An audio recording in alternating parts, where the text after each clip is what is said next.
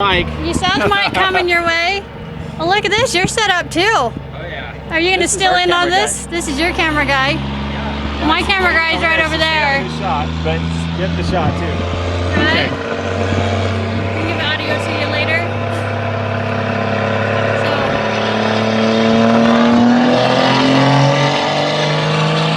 that is what we're here for, isn't it? We're here to dyno.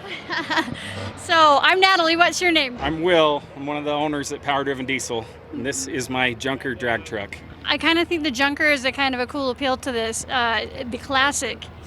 Yeah, it's a piece of crap, but we put a smaller turbo on it for this event to meet class rules to see if we could win some money today. Sweet. So what class are we going for? It's called the small single turbo class. Yeah, it's got a big bad setup, you know. Yeah, we have an air shut off because this thing's had a history of running away, so we have the air kill, and normally it's on bigger turbos, so it's all adapted funny. And that's what this is, just open close. You can't shut Just your a- engine off, it's just just a- clamps down. Yep, it's just a choke cable, pulls that out, and it shuts the air off. We'll have to get a shot of that later so everybody else can see what I'm getting educated about.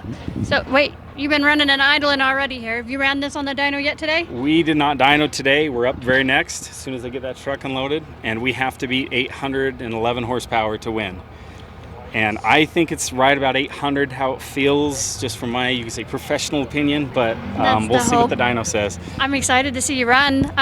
So it looks like this has been through hell and back. But what really I think happened is that- my guys leave it outside when they're working on their trucks, and it rains and snows on it. So, Yeah. but it is, the truck has been, yeah, through hell and back. It's pretty torn up. Well, you know what? I think that's kind of what the allure is to it. You can keep pounding on this old Cummins engine for forever. So. You pound on it, and you don't care if it blows up. Well, it looks like you need to get in the driver's seat. Let's get you going. Maybe we'll catch you at the end, see what you did. Okay.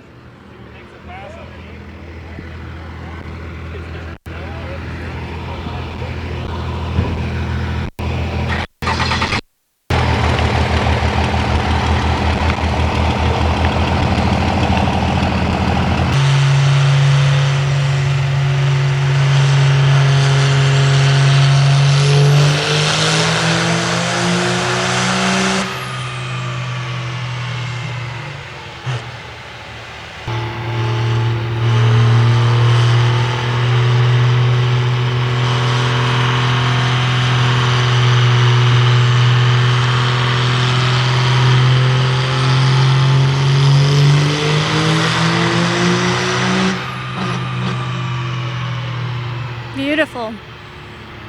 So a nice clean second run. Sounds like no carnage.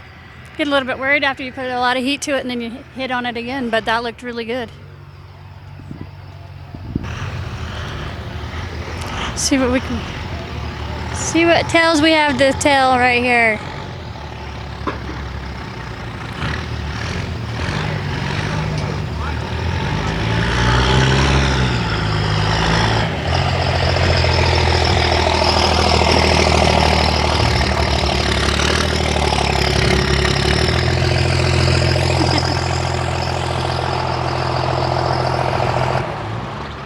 Oh man, turning it off and everything for me.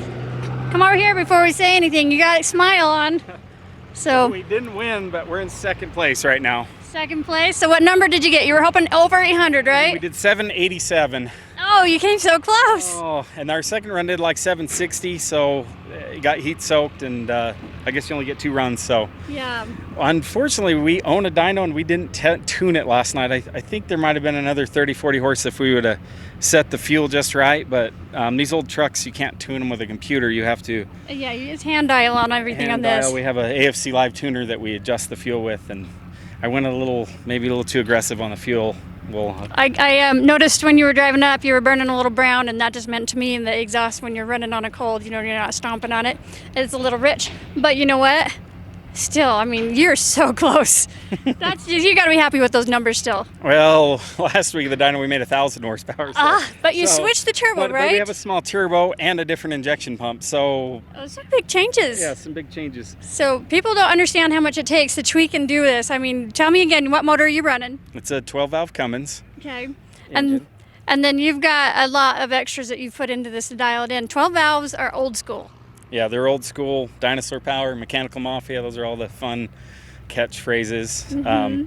One of my employees is a big modern common rail fan, and he hit 1,000, and so we have this little rivalry. I'm the owner of the shop, and he's one of my good salesmen, and and he beat me big time today. He hit over 1,000, so He's got bragging rights. oh, he's got bragging rights. I have to buy him ice cream tonight, so You've lost. I bet that's going to be some expensive ice cream, I'm sure. oh yeah, it gets expensive quick. Did he blow any parts or anything to make it more worth it?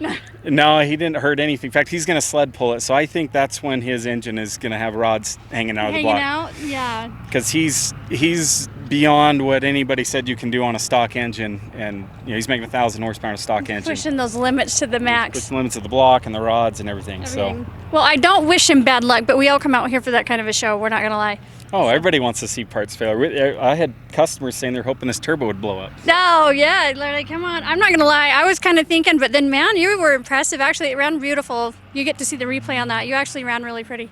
Yeah, it didn't really, I couldn't pull through the load the first time, but I tried to start it low. That's one of the tricks. If you get the turbo early in the RPM range, you usually make more power. But here's one of our other employees with an old 12 valve just about going right now. And last time he made 720, so he might beat me, and then I might have to buy more ice cream. More ice cream coming out. So tell me, as he's going on the dyno here, you can hear he's revved up a little higher than you were. Yeah, he starts a little higher RPM, and then he lets the dyno pull him down. See? There he goes. So now he's barreling the smoke. You can hear it bogging down. And then that's how he gets a big torque number and makes big power. Listen to that. He just blew the sign over with his smoke coming out. Yeah. That did sound pretty good. 750? Yeah, he usually tows a lot of our trucks to events, so that's a street legal daily driver. What is he, a 12 valve or a 24? He's a 12 valve as well. 12 valve as well, and do you know what he's running? Yeah, he's got factory injection pumps, he's got some power-driven injectors and just a few knick-knack parts, an AFC Live, but it's really a home-built, it's kind of a MacGyver truck. You'd be interested looking under the hood. He has a power inverter and an out receptacle under there.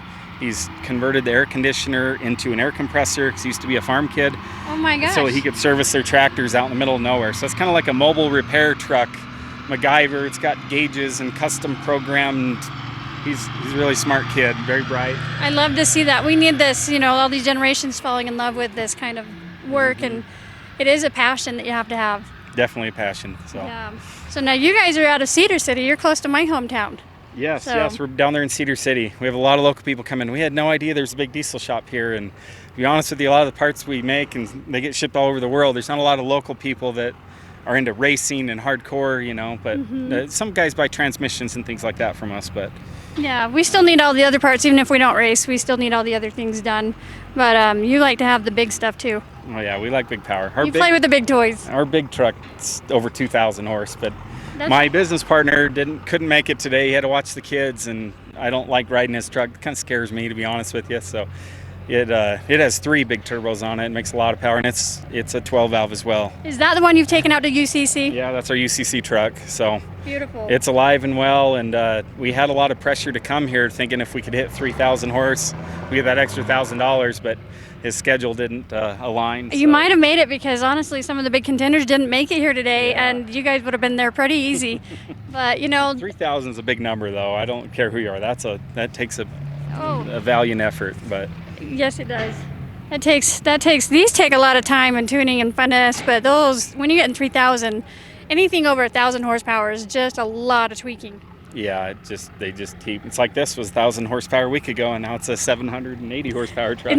That's just so crazy. Now, as somebody who's been around to a lot of events, you've noticed that altitude, weather, all those things, they play factors too, don't they? Yeah, big factors. So a lot of guys have strategies. Some like to run early in the day, some like to run later.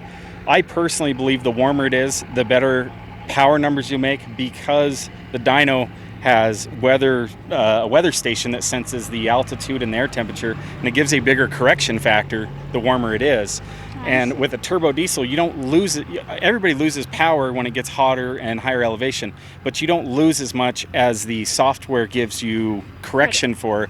And so I think if they had this event at 10,000 feet and 100-degree day with a 40-50% correction, everybody make bigger numbers. A hot day in Colorado. I mean, it's non-existent, but... Pikes Peak. There you go. We'll have to figure out what magic day that is and plan a dyno out there.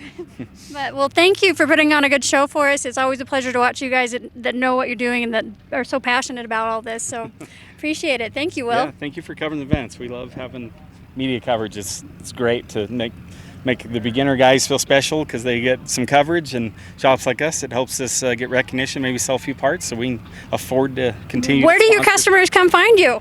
Yeah, usually on YouTube, to believe it or not. So powerdrivendiesel.com is our website. That's where you can come buy parts.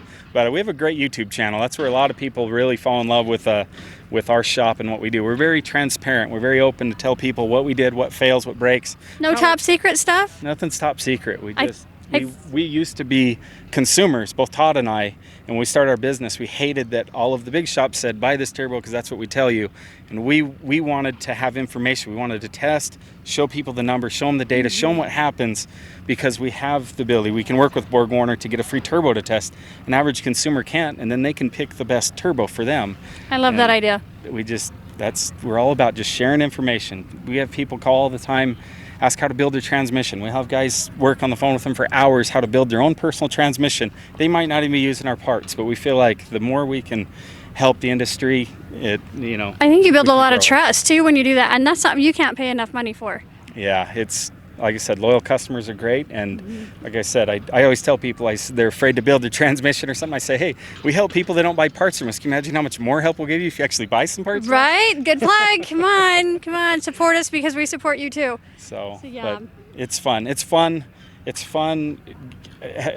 lot of people ask, is it terrible taking sales calls on the phone and talking to people all day? I was like, it's fun because these people are passionate about what they're calling about, and they're not calling me like, oh, my car broke and I'm at the repair shop and I want to add more power. What can I do? I got my paycheck and I want to, and so it's fun for them. It's like, it's fun supporting people's hobbies. It's a lot more fun to sell parts to that person than at the repair shop around the corner that you got to tell the single mom, I'm sorry, but your transmission's out and it costs more than your car is worth.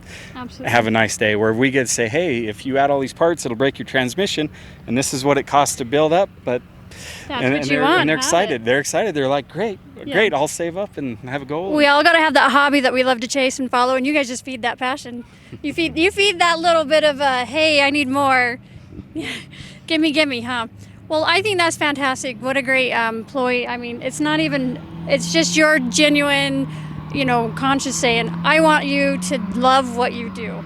And I think that's amazing, and it's a great way to be in the industry. Sharing the passion. That's one of our company values and in our mission statement. Share the passion. So I love it. It's a big deal. Okay, well, thank you so much. Thank you. Amazing. Can't wait to see you. Are you going to do the sled pulls?